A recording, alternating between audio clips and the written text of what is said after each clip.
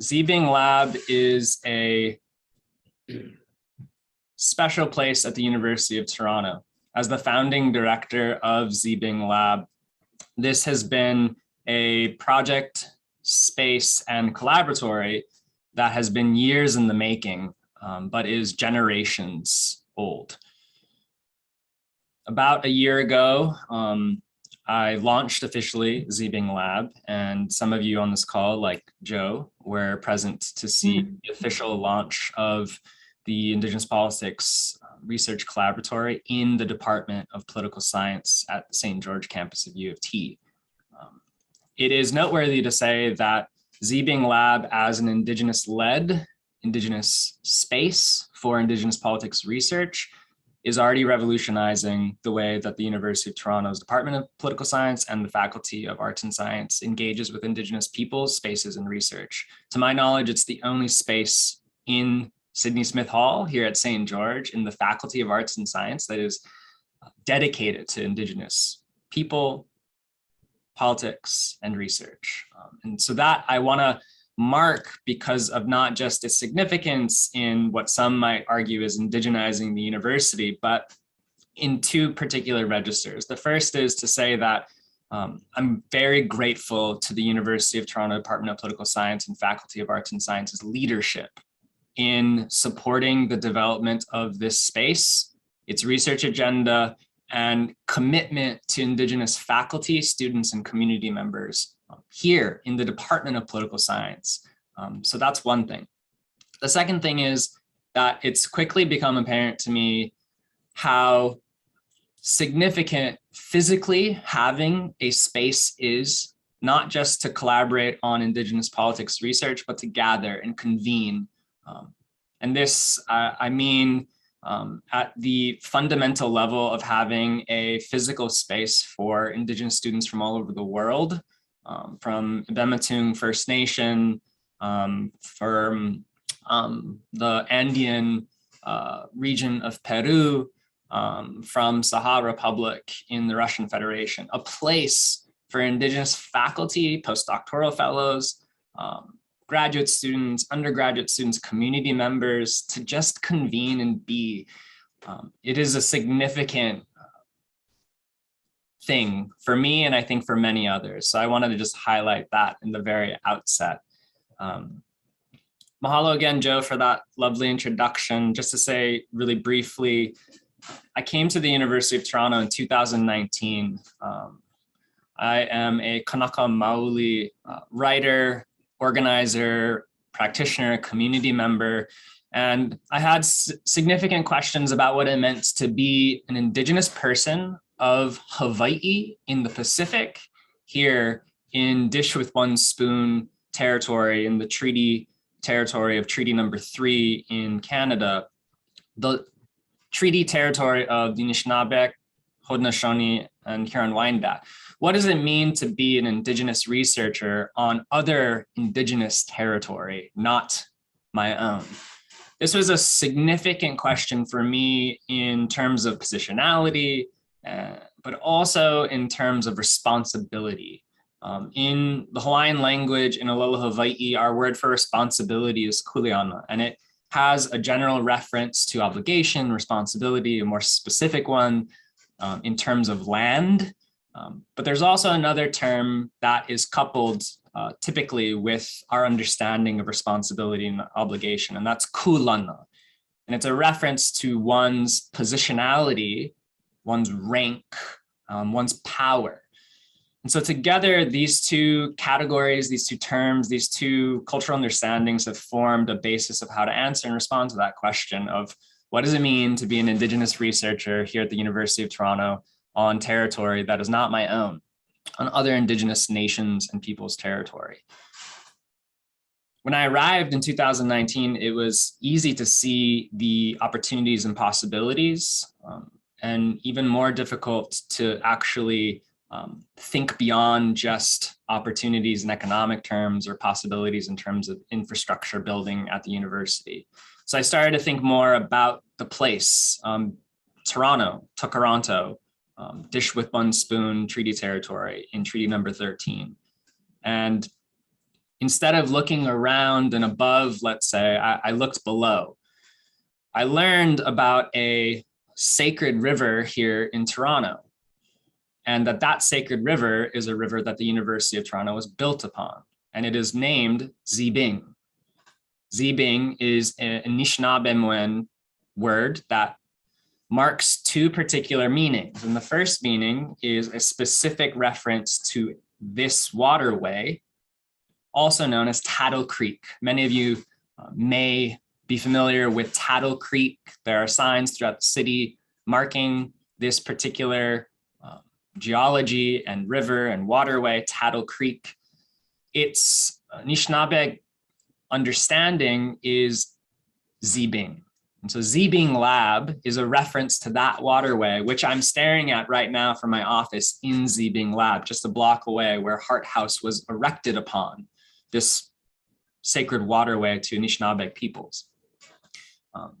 And I will say that law faculty, Anishinaabe legal theorists, John Burroughs has written extensively in some case of the sacredness of Zibing. And when he was here in 1997, he wrote a really important, beautiful, and disturbing piece about the ways in which the university, its inhabitants, not just of the university, but in this place that we know now as Toronto, have interfaced with Zibing. And in that piece, which he published, I believe, in the Varsity in 1997, he discusses the way that Anishinaabe peoples perceived the spirit of Zibing for its productive waters, its rushing, roaring sound, the plant and fish life, and that Anishinaabe peoples could literally hear what sounded like explosions coming from this waterway known as Zibing, a gathering place, a river that flowed from north to south into Lake Ontario that knew no borders of the United States or Canada. So I thought to myself, what would it mean to do Indigenous research as an Indigenous person not from this territory next to a sacred river? Zibing is also a Anishinaabe reference to being at or near a waterway, river, or creek. And so taken together, this forms the ethos, the relationship to reproduce Zibing in our work in the lab. I'll say one last thing before I move into kind of the formalities of this presentation, which are informative about what we do, who our people are, and what projects we are currently working on. I'll say that when I first arrived in 2019 as a assistant professor in the Department of Political Science here at U of T's Department of Political Science at St. George, I also heard about how this particular waterway was hidden, was submerged and vanished. If you know Philosopher's Walk, which is also not too far from where we are in Sydney Smith Hall here at St. George, then you might be familiar with this recreational area that contains green banks on both sides next to the law school that cuts between Bloor Street and Hoskins. That is the ecology of a waterway. It is not just a philosopher's walk for recreation. It is not just a place to traverse and to enjoy. It's Tattle Creek. And there's one plaque that commemorates Tattle Creek as a hidden, lost river.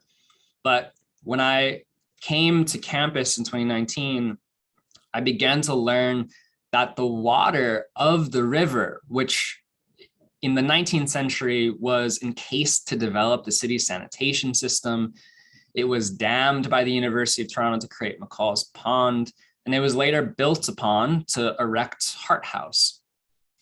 I learned quickly from Indigenous interlocutors across campus that the waters of Zibing resurface in grassy areas across campus and actually create mud for events, notably like commencement. And so maybe you yourself have once stepped in Zibing here on campus. And I've also learned that if you listen closely, you can still hear the roaring waters of Zibing So it is not lost, it's not gone, it is not vanished. And this is an important resurgence that Zibing Lab takes seriously in terms of Indigenous politics.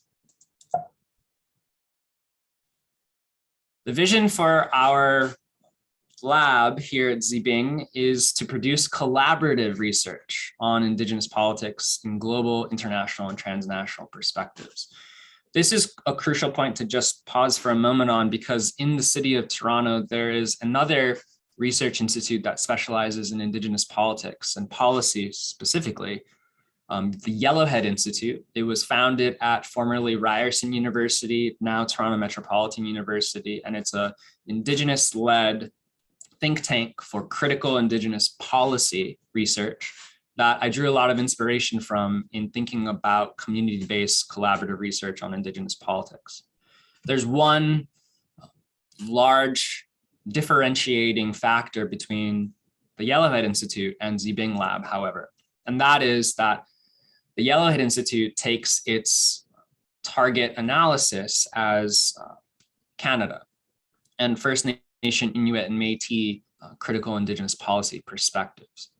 Zibing Lab blows up that particular scope and thinks about Indigenous politics in uniquely global, international, and transnational perspectives. And we'll talk a little bit about some of our project that engages this vision in a moment. The mission for Zibing Lab is both simple and profound. It is to support Indigenous peoples, thought, and movements. It's a mission that responds to the colloquialism that no research without us from Indigenous peoples and researchers, that it isn't an ethical maneuvering to simply study Indigenous thoughts, Indigenous philosophy, and that it is ethically imperative that we think about thoughts and people together and not sacrifice one for the other, because again, Indigenous peoples, like our thought, is resurfacing and resurging in important ways together. And this includes considering how to support Indigenous peoples and thought in the movements for justice around the world. We have three primary objectives in Zibing Lab. The first is to uphold Indigenous self-determination, sovereignty, and jurisdiction. The second is to advance Indigenous thought on politics, policy, and praxis. And the third is to defend Indigenous movements for decolonization and dignified life. Political justice in our social world isn't enough, and we've learned important lessons from formerly colonized societies and nations in their calls to continue pushing for justice and in the form of a dignified life post-colonial.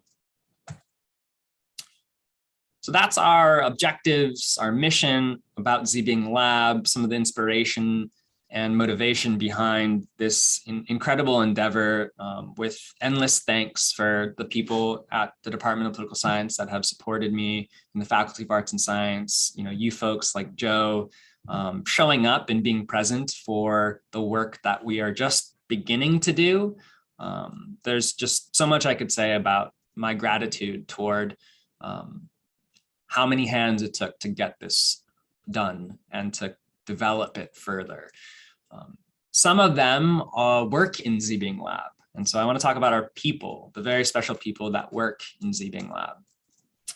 So I'm the founding director. I'm from Maunawili on the east side of Oahu, but my family is also from the Big Island, Hawaii Island in the east, and Kauai in the northwest. I'm finishing a book on the development of settler colonial capitalism in Hawaii and how Kanaka Maoli, the indigenous people of Hawaii, issue gifts of sovereignty, as I call them, to overturn this force of power, settler colonial capitalism, by balancing relationships between Kanaka and Aina. Those are our words for people, Kanaka, and land who feeds, Aina. So I'm finishing this book this summer and looking forward to it. I do want to introduce Dr. Sardana Nikolaeva as the inaugural postdoctoral fellow here in Zibing Lab. Also someone who has 2 doctorates. I love to mention that. A brilliant scholar in her own research community and right that's graced us here at the University of Toronto and has been working for about a year with me on a new study that we are beginning to see the end of the light on. I don't want to introduce Sardana too much since she's on the call with us. And so at this time, I'd love if Sardana could turn on her microphone and her camera and say a few words about yourself and introduce yourself to folks here on the call. So go ahead, Sardana. Okay. Thank you for inviting us for this event. So my name is Sardana Nikolaeva, and I'm originally from Sakha Republic, which is the northeastern Arctic region in the Russian Federation. And I did my studies in Russia, in the United States, and in Canada. And I'm a trained anthropologist. I got my PhD, my second PhD in from the University of Manitoba, from the anthropology department. And my dissertation was on Indigenous activism. So specifically focused on these activisms of the rural Indigenous women, Evenki and Sakha Indigenous women in the rural Indigenous villages, and how it connects to the diamond mining industry. And I myself come from the village which has been the hub of the diamond mining industry since 1950s in Sakha Republic. So the previous research and the current research are very, in a way, my own positionality and the choices that I made to do this kind of research is very much closely connected. So, and I think I'm going to talk a little bit afterwards about the research projects. Thank you. Well, Sardana, thanks again for being on this presentation with me. Dr. Nikolaeva isn't the only postdoctoral fellow in the collaboratory. Dr. Carl Gardner is a postdoctoral fellow and researcher that's currently working on an exciting project in Zibing Lab regarding migrant and Indigenous solidarity in a comparative political approach across Canada and Australia. Specifically thinking about solidarities that form to welcome refugees and resist deportations. And so he actually has a new journal article that should be coming out shortly on the subject, which is very exciting. He's also writing a book about migrant activism and sanctuary organizing in Canada. Dr. Gardner received his PhD from York University. Riley Yesno is a just fabulously incredible PhD student here at the University of Toronto's Department of Political Science. You might have seen her as a political commentator on cable TV networks here in the city. You might know her work at the Canadian Parliament. You might be familiar with her research and writing also. So Riley is an Anishinaabe scholar, writer, and commentator from the Mittwoong First Nation. She's a PhD student in our department here. Riley is most well known for her work on Indigenous social and political movements, such as Land Back. Her dissertation will look at the politics of reconciliation and Indigenous youth's visions of liberation. I want to pause for a moment to just mark what I find incredibly valuable about the dissertation framework for Riley Yesno. She's interested in thinking about how an Indigenous youth generation that has been surrounded in Canada by not just reconciliation, but commentary, whether from family and friends or in popular media and cultural productions about Indian residential schools, but they themselves, as Indigenous youth in this generation, did not attend and be forcibly removed to Indian residential schools, day schools, and whatnot, but have been inundated with both that genocidal narrative and also the calls for reconciliation. It's a fascinating project that I'm very excited about. Joanna Lewis is our communications coordinator here in ZBing Lab. And I want to give a special shout out to Joanna, who largely put together this slide deck presentation, which is both gorgeous and exhaustive in thinking about the work that we do.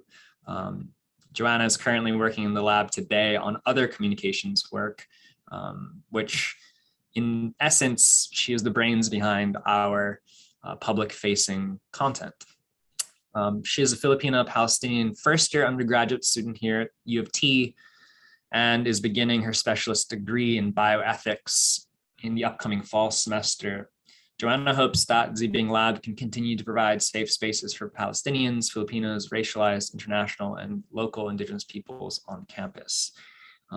This fall, Joanna was a first-year student in my first-year seminar course that is an Indigenous Multimedia Studies course, a very exciting kind of Indigenous Politics 101 seminar for new students that think about representations and the kinds of knowledge and power in those representations that are created and crafted by Indigenous cultural producers of memoir, of film, of graphic novels, and video games. So part of that course also is to assign students like Joanna to create their own multimedia, to think about how to craft representations as a part of this system of knowledge production.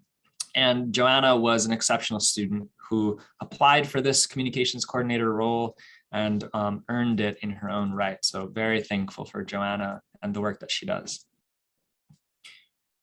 I like to say that ZBing Lab is not my lab.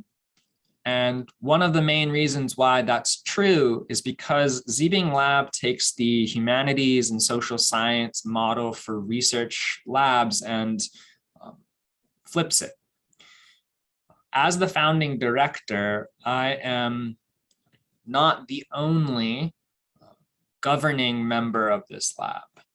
So the Indigenous Politics Collaboratory takes its name partly because of the collaborative governance structure that we are continuing to build in this space. In 2022, I struck a governing council made up of Indigenous faculty here at St. George campus's Faculty of Arts and Science to guide collectively and govern this space, our strategy, and our research program. The Governing Council is constituted by a number of Indigenous faculty here, and they are faculty from across the Faculty of Arts and Science. And so not only is the governing structure collaborative in this particular way, but it is also interdisciplinary. And that was really important to me, to think about how to address issues related to Indigenous politics globally from a variety of disciplinary perspectives, from a variety of departmental approaches. And so we are constituted by Indigenous faculty in our governing council from a number of departments. Brenda Wastasikut is Cree from Churchill, Manitoba, and an assistant professor in the Center for Indigenous Studies. Dale Turner is from Temagami First Nation in Northern Ontario and is an associate professor in the Department of Political Science and Center for Indigenous Studies here at the university. Susan Hill is Haudenosaunee, Wolf Clan, Mohawk Nation, and a resident of the Grand River Territory. Professor Hill is also the director of the Center for Indigenous Studies and associate professor in the departments of Indigenous Studies and History.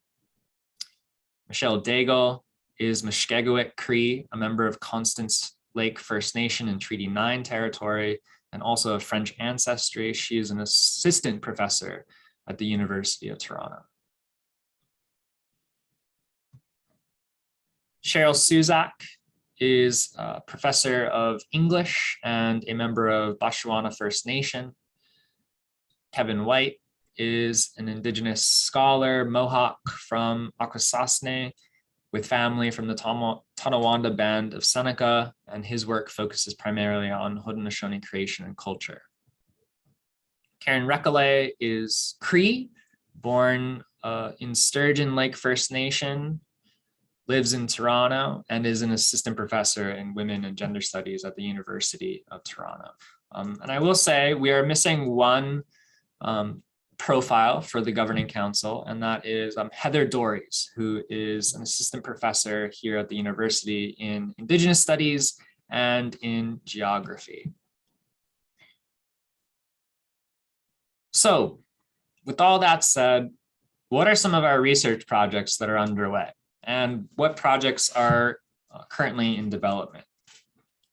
The first project is a significant one that Dr. Nikolaeva and I have been collaborating on for some time now, what feels like longer than just one academic year. But to truly grasp and understand the project, I want to hand it to Sardana to discuss for a little bit of time exactly what this first project being developed and published soon from Zibing Lab on Indigenous diamonds is. So with that, I'm going to ask Sardana to take the lead on.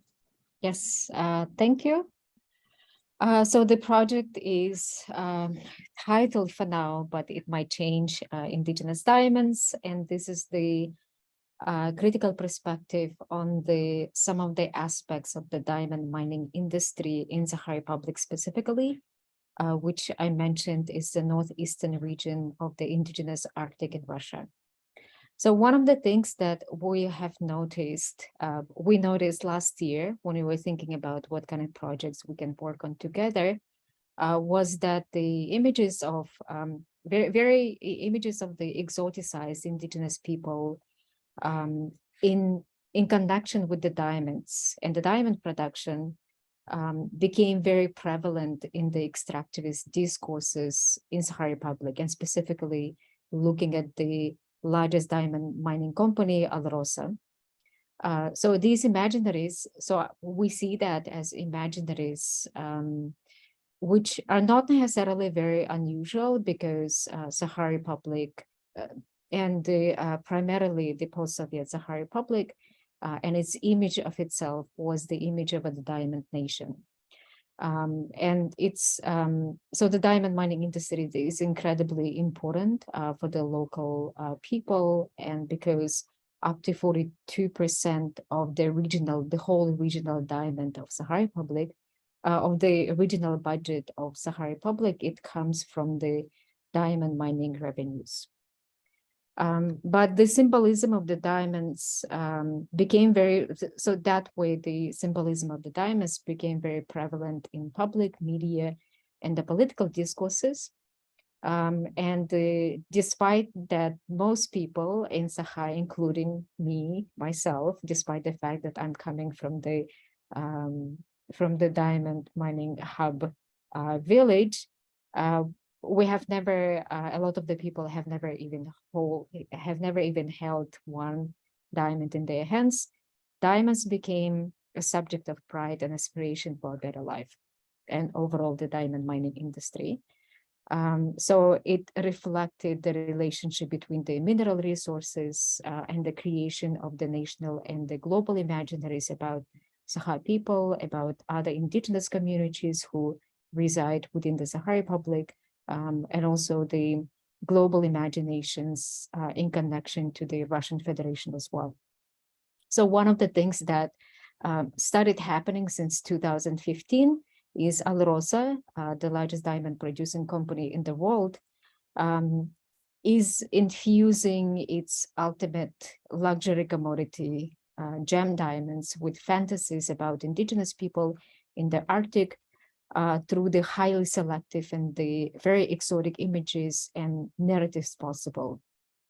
And the company uses the images representing little of indigenous reality in the Arctic to demonstrate it Western consumers, because the primary consumers of diamonds extracted in Sakha Republic, they are in the United States and Europe. The company uses the images and the narratives about local indigenous communities, local indigenous cultures and peoples, and also identities, in order to appeal to primarily to the global consumers. So in this way, the very elaborate but still fantasized stories about exotic indigenous people, they're intended to convince consumers not only to distinguish indigenous diamonds from those of non-indigenous elsewhere, but also force the value of the diamonds to increase, because an authentic relation, traditional and this the primitive indigeneity is very unique and scarce within the global discourses about indigeneity. So these politics, in connection to the which we call indigenization of diamonds, we intended to explore in this study. So looking at the different images and the different narratives that the company produces about indigenous diamonds and the indigeneities and indigenous communities, but within the specifically global market. And this is really important because diamond mining industry since 1950s have been producing very particular material effects on indigenous territories in Sahara Republic, where diamonds are extracted. Indigenous people who come to economically and culturally depend on extractivism, and indigenous identities, which are now being reshaped to conform to the global consumers' ideas and the desires specifically of indigenous diamonds. And the study is based on the wide range of sources, including some of the ethnographic observations that I made during my first ethnographic fieldwork in the indigenous Arctic in 2017-2018.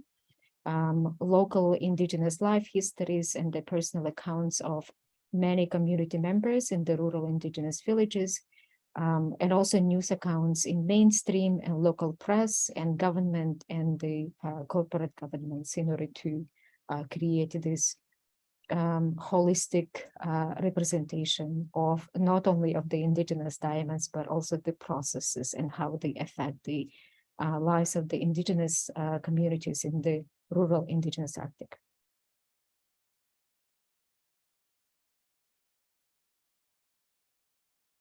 The next project, this is the project in development.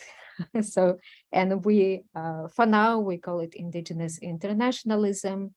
And when you think about the internationalism conceptually and practically, we necessarily think about we have this perspective or perception of of internationalism as politically marginal and also linked to the ideas of socialism and communism only. And this is the perspective of much of the current academic and the public discussions on internationalism, and specifically indigenous internationalism. According to the literature that we have started to go through, these discourses often center on the emergence, general workings, and the politics of the international and transnational institutions and organizations. Like, for example, I can mention the Arctic Council, which is the international and transnational organization that specifically focuses on the Arctic issues, on the global Arctic issues. So these are organizations, institutions were intended to address the issues faced by indigenous peoples worldwide. However, in our thinking about indigenous internationalism, we argue that we should reframe indigenous internationalism as an alternative and a radical template for theorizing and practicing international and transnational solidarity, which definitely goes beyond the constraints of narrow institutional discourses, transcends existing nation-state rhetoric on indigenous recognition, or who is on the politics of recognition and who is recognized and non-recognized as indigenous, and also builds firmly on indigenous self-determination. So rather than focusing on these state-sanctioned and the state-funded institutions and organizations, we are aiming to provide a platform for local and global grassroots and praxis-oriented indigenous collectives, intellectuals, activists, and community members. And we're also aiming to convene all of these important individuals and the organizations together in order to denationalize and rethink indigenous internationalism through the approaches of self-determination, decolonization, and the collective liberation. We're also planning to facilitate development of a working concept of indigenous internationalism from a variety of disciplinary and non-academic perspectives. Maile, Sardana. The third project that I'll just briefly note, and we have other projects that are in development, but these three are the main projects that we wanted to convey today. The third project, which is a project I'm waiting, and we are waiting currently on grant funding for it, which has already been applied for, is titled Canadian Capital in Hawaii. And this project builds on some of my pre-existing research in thinking about settler colonialism and development specifically in Hawaii, and its investment by Canadian entities. So this project analyzes Canadian tourism, agribusiness, and development in Hawaii to investigate how Canadian capital adheres to Indigenous rights overseas. So it addresses this important question: how does a country with so-called progressive domestic policy on Indigenous rights engage with Indigenous peoples and their rights beyond its own borders, beyond the borders of Canada? With increases in tourist expenditure alongside substantial private investment in agribusiness and public investment in development projects in just the last 2 decades, Canada is quietly staking a major claim in the Hawaiian Islands. So this is a project that will, again, extend some pre-existing research that I've done into thinking about 2 additional industries, that's tourism and agribusiness. And I could say a lot about that, but I'll leave it there for now. Beyond just research projects, we have a number of programs and resources, and I'll kind of try to go through this relatively quickly since I know that we're running out of time and we want to leave enough space for a Q&A and a bit of a dialogue. Our main program that we are currently running and just concluded our first year on, which is wild to think about because we just launched in October 2022 and we just concluded our first series of Lunch and Learns. Lunch and Learn is a series of conversations on Indigenous politics over food and drinks. You guessed it, over lunch. This year, we hosted 6 Lunch and Learn events featuring primarily postdoctoral fellows like Sardana, but also graduate students that presented across Canada. So that meant, on one hand, we were building an alternative learning community here in Zibing Lab physically. And on the other hand, it meant inviting folks that were postdoctoral fellows and graduate students from elsewhere to present from where they're at.